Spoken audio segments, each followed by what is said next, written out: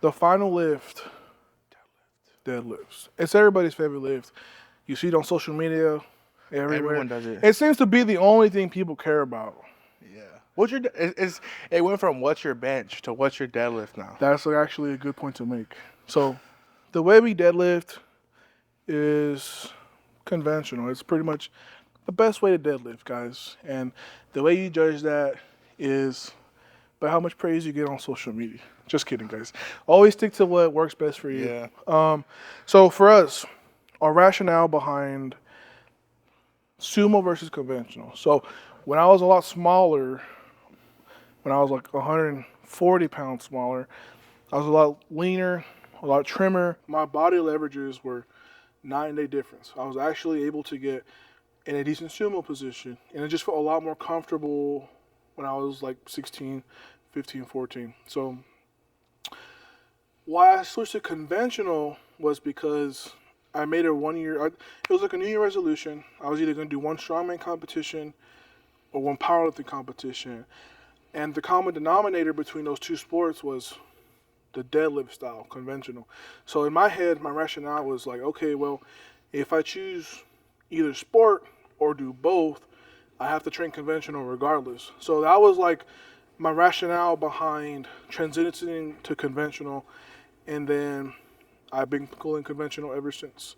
For deadlifting, I think the two most important things are going to be comfortability and positioning, right?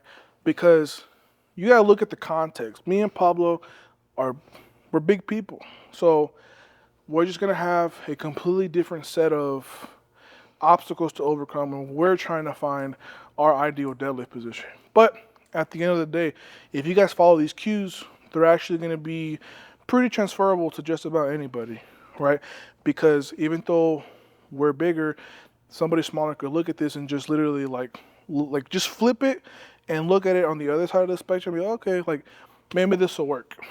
So whenever I'm walking up to a bar, as you guys have seen many a times, the first thing that I always do is I look at how far the bar is away from my shins, or another way is bar placement over my foot. So for me, I like to have the bar pretty far over my midfoot. Like honestly, it's a little closer to where my toes are than it is like to my shin, right? So set my feet about maybe 3/4 of the way over my foot, right? We can call midfoot like 2.5 fifths. I don't know how to break that down. 3/6. So this would be 3/4 of my foot, right? And my rationale behind that is, and we're gonna get there, is because of my leverages. So a lot of mistakes that I see personally when I'm watching other people deadlift is, one, like they'll either start way too close or they're just way too far. And when you're looking at this, you really want to mess around with this variable to see what feels best, right? So when you're too close and you're setting up, like do you see what's going on already? My shins, because of my knee travel, because I'm bending down, is naturally pushing the bar out in front of me. You don't want that. When you're deadlifting, you essentially want that bar to be like parallel, smooth ride up your anterior, you know what I'm saying? So this is a no because of that. And whenever you're deadlifting and you set up, it's gonna roll it in front of you. And that's just gonna take you way out of position. And that's where you usually get a bunch of people deadlift with straight back. And it's a very vulnerable position. That's where a lot of disc slips happen. And that's why a lot of people have negative connotations with the deadlift, because it just starts with bad form. And then when you're too far out, when the bar is way too in front of you, it's the opposite. Like the bar has to roll in. And it's like, you'll see some people roll the bar, but it's like if you're not rolling it close to the ideal position and you're just lifting it like this, like you're speed running into that not ideal position when your back is just exposed. But depending on how far your knees travel when you're getting into position, you want to find, like, just kind of get down and find like that position where the bar is like close to your shin but not right on it. Excuse me. Because then you'll see the difference in bar path. So you guys saw how the bar path was affected whenever the bar was too close or too far. You just start either like this or like this, but you just want it parallel, right? You want it smooth. So if you're at the gym and you're trying to figure out, okay, like, how do I want to find like my best conventional distance from the bar? Like, literally, like, just play around with the bar over your foot. Like, kind of bend over, set the bar. Like, pull the slack a little bit if it'll help, and then you'll gauge the distance necessary to find that optimal position. And then number 2 is my feet width. And this one's going to be really important because for us bigger guys, we have some, we got some girth on the front of us. And this can become quite the issue. And this is, like, I think a really big issue that a lot of supers struggle with because they take too much time looking at a conventional puller who's built way different than what they are. So this is stuff that we've had to learn through trial and error, literally. Nothing but just spitting back ideas like, hey bro, how do you feel? How do I feel? Let's change this, let's change that. And like, these are just things we've discovered on our own. Obviously meddled with like fundamentals of what safe lifting is. So when you, obviously a lot of you guys can see just thinner folk, they're gonna be with a much narrow stance, right? If that works for you, all right, man, cool. Like, you can do that. But if that feels weird, then literally, like, let's just, how we tuck for the squat, like, scoot out a little wider. And then you get down and you see how that feels. If it feels weird, if your stomach, if you just feel like uncomfortable, go a little wider, right? Until you find that point where you just feels a lot easier to be in your start position. Once you figure out how far you want the bar from your shin or over your foot, once you find out how wide you want to have your feet in the conventional, at this point is where you want to find out if you're either going to brace at the top of the deadlift or the bottom. So, pros and cons, right? When you brace at the top, what you're doing is you're essentially already like stabilizing and internalizing all that pressure into your belt so you're nice and rigid. Where a lot of people don't like that is because they're not used to that feeling of being like all pressurized in that bottom position. It throws them off. So normally, like, this is where you see a bunch of those grip it and rip it guys. Like, you do not want to take too much time in the bottom position. Once you set up, once you have your grip set, you pull the slack, you gotta go. Because think about it, when you're breathing and bracing, you're holding your breath to an extent. And you wanna be able to hold your breath all the way top so you can maintain that pressure until you lock it out. And then the other one is when you're pretty much relaxed. You're not really braced for this, either beltless or have your belt a little bit looser.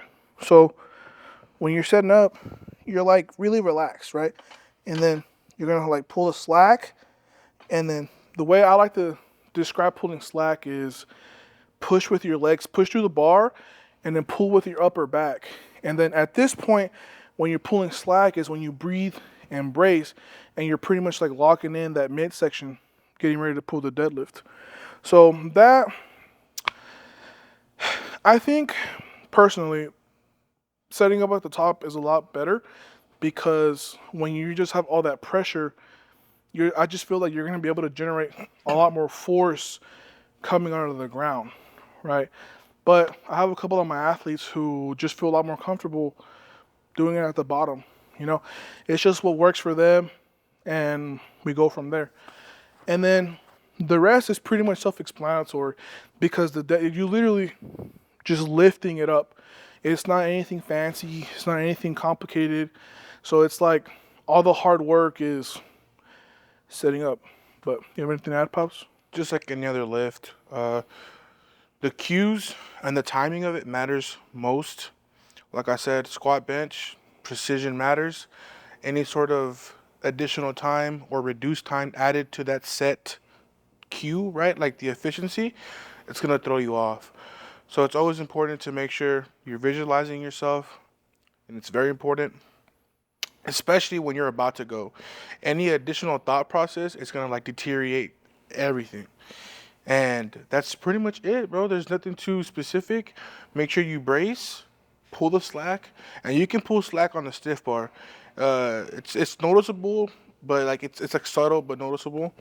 And that happens when, like how you said, what'd you say? Push with your feet, Yeah, pull with your back, push through the ground and pull with the upper with the back. back. At that point, your butt is still up in the air.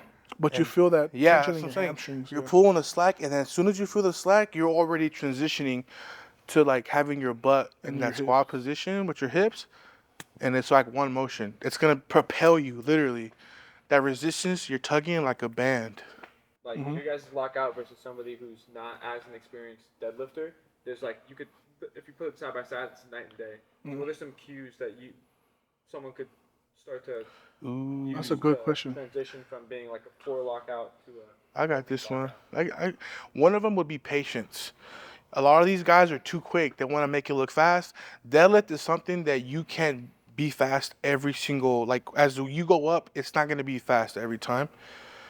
You need to have the patience because most people get stuck where? From the thigh to hip is when you see guys stuck right here, they're fighting through it, and they can't do it because they're going against that friction on your thighs, right? But if you're in a moment where you feel the give in the deadlift, keep pushing through your hips through, and squeezing your glutes, and be patient. It may not be as quick as you think, but if you just be patient, give it some time, and let those hips do what they gotta do, keep pushing, and trust me, you'll end up locking it out. Yeah, man. And then like another thing, how we talked about in the lunchroom, man.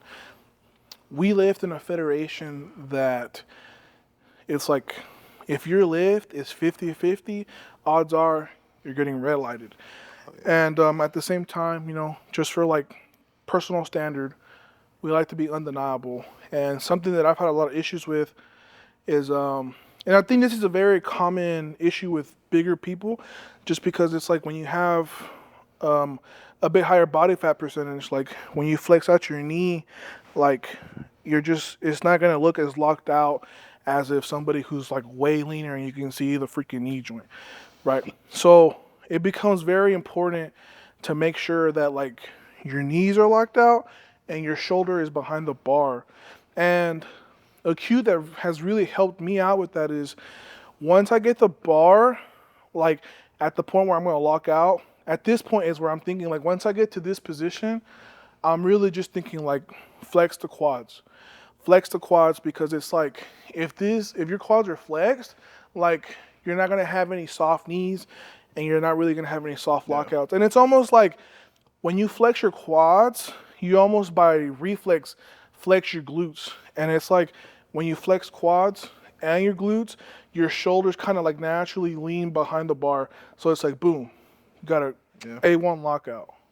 And it kind of sucks too, bro, because you can tell someone a solution to that problem because it is a real thing. People do have a hard time locking the deadlifts out.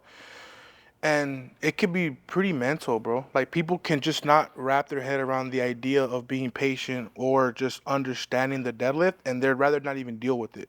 And they'll just have that thing reoccur, and they'll happen again. So it's like maturity matters a lot, and it's not just I'm gonna yank it up and get it next time. It's like no, bro, take the time, take the 2 to 3 weeks, learn the deadlift. Tell yourself every single time, don't ramp, don't hitch, just keep it how it is, and don't force anything. What are your favorite accessories for the deadlift? Leg extensions, abductor, Leg press. belt squat. Belt squat's a You like big belt one. squats for the deadlifts? I like belt squats better. Just because I have a better knee flexion, bro. I have more ROM to work with the belt squat versus a leg press. And that's just my personal opinion. But leg press, anything that's quad specific and underrated movement is abductor, adductor. Those things help, bro. I feel like pretty much any accessory that helps bolster and strengthen your posterior, your lower body, I think that's just going to correlate and translate well because you're becoming stronger overall, right? But if I had to, I would say like, I feel like when people get asked this question, it's like, oh yeah, man, I like doing rows, I like doing this, I like doing that. But in reality, if you want to get good at a movement, you just have to do that movement even more. Yeah. Like there's not any magic accessory or variation or exercise that's going to help you more than the exercise you want to get better at. And that's just facts, man. Like literally just deadlift more, but I think the greater point to fix here isn't necessarily your deadlift itself, but maybe your mental approach when you're trying to improve at this particular lift or any lift in general. But I mean, in terms of like, it's like how when you self-diagnose yourself, you got to address like at what point are you having like a consistent amount of sticky point? Like, are you fast off the ground and you're getting stuck at the quads? Are you having a hard time off the ground, but your lockout's fast? So it's like, okay, once you can see like what is the affliction, then you can be like, okay, like maybe I can incorporate a specific variation to help me get better at that position. Or it could just be a completely technical thing, man. Like you'd be surprised how many people are just not even bracing properly, or they're not even trying to find a comfortable position. So when they're deadlifting, it just feels like shit. And they're like, man, like, why do deadlifts feel like crap? But it's like, you have to look at the framework. Like when me and my brother deadlift, we deadlift wide because our hips are wide, our shoulders are wide. Like a lot of people ask us, like, why are your hands so wide out? And I'm like, dude, like, if you want to have a good lockout, your chest needs to be prominent. Your shoulders need to be able to get behind the bar. But if your hands are too narrow and you're crunched up, like Hips can't get through. like you can't even get your hips through. So it's like, look at how you're built. Like, don't lie to yourself. Number one, like you always want to be objective and honest with yourself in everything, not just lifting. But yeah, man. And if you want to gym bro it, bro, like a good mental cue would be driving your legs through the floor. A lot of you guys like to pull from the floor. But if you're, really if you drive through the floor, it's almost like a mental boost of like, okay, if you can imagine yourself literally cutting or pushing through the floor as you're deadlifting, in a way, it's gonna like help your body, if that makes sense, bro. Like, you're just gonna activate more because you're more in tune, like that body, or is it mind muscle connection, I guess. And that's how you want to lift. It's not like Hulk type, like up and down, like heavy, brutal. It's more of like a precise, like controlled explosion, I would call it. Yeah, controlled aggression. Yeah. That's how you have to lift, bro. Yeah. If you don't have some sort of aggression or emotion when you lift, it's not gonna happen. That's why you see a bunch of lifters that are good and some lifters that are not, simply just because this one wants it more. But then at the same time, it's not just like completely giving into your ego. Yeah. It's a silver lining between like busting ass, but then having the Being brains. coachable. Yeah, being coachable, having the brains to like look at the data, look at the information, have the heart to continue to learn and just improve your repertoire, man. So it's like like how I said, man, you can skin a cat only so many ways, but there's a particular way that fits you the best. Mm-hmm. And that's probably like the most important thing about lifting, wrestling, living life. Find the style that just fits with you the best and you have the most progression in while also enjoying it. Is there any points, guys? When you look back on your journey, is there something that you wish you started doing earlier or stopped doing earlier on your journey? Ooh, I can answer this one, bro. Because I don't think I really have any like. No. I've always been very like methodical. I have my routine. If I find a superior method, then like I'll just switch it out quick. But it's never like a vast difference. It's always just like just getting better. But I know you got a lot of Yeah, for sure. I wish I would have started a little bit earlier. I probably would have been in a better spot now. And number one thing that I wish I would have done less is eating. Obviously, the more you eat, the more your body composition is going to change. And it does not help if you're super heavyweight or if you're like at a lighter weight class and you just gain about 10 to 15 pounds additionally. You're not going to feel good. Your positioning may feel off. So it definitely ranges. So make sure you get your food in check and make sure that you get a head start on the things that you want to accomplish. Don't wait until someone else does it. Take initiative, and that's the only way you'll really see like results. Like you take the first step. You take I'm about to say take the ball. I don't even know. no, take the bull by the horns. Yeah, take the bull by the horns. That's how you say that. Yeah, and that's honestly a really good point, and I could tie it into like the deadlift, man. It's like the body part that's probably going to affect your deadlift the most is probably going to be your midsection, just because it's a hinging movement or a pull, however you want to cut it down, where you're leaned over the bar, and you have a belt around you. Like that's why you see so many supers pull beltless, like TD Davis, man. Like this guy's incredible strength athlete. He pulls beltless, and I'm not 100% sure, but I feel pretty confident that he just feels a lot more comfortable pulling beltless because he has an easier time getting into that position that he likes without it. Yeah. You know, like you don't really need a belt to deadlift a lot because in theory, if you're bracing properly, like the belt doesn't make you brace harder. It just gives you something to brace against. So make sure like if you're trying to be a Superman, like I know times are changing, man. Times are changing where it's like it's not just about like ramping up your body weight, man. Like I've gained a good amount of body weight over a short period of time, but I've tried to do my best to make sure that it's been done as best as I can. And you know, like now with Pablo, like we're trying to implement the same thing because we just know the results that it's going to yield.